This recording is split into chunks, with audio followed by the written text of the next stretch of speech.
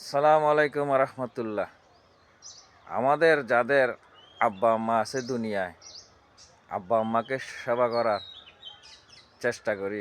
কেননা রসুল সাল্লাল্লাহু সাল্লাম বলেছেন, আল্লাহর ইবাদতের পরে আব্বা আম্মাকে এহসান করো, সেবা করো, এতে আব্বা আম্মা ও শব্দ ব্যবহার না হয়।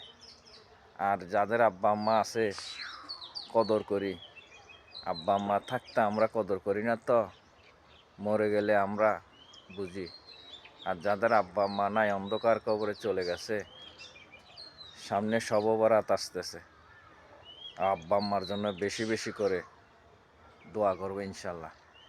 আর আব্বা আম্মার খেজমত করার যেন আমাদেরকে আল্লাহ পাকে তৌফিক দেয়, ওই দোয়া করব।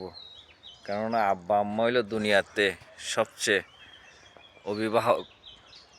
আল্লাহর ইবাদতের পরে আব্বা আম্মা, যাদের আব্বা আম্মা আছে অন্ধকার কবরে চলে গেছে, তাদের জন্য দোয়া করব। আর যাদের আছে তাদের খেজমত করার চেষ্টা করি, যতটুকু পারি, সামর্থ্য আছে খেজমত করার চেষ্টা করি।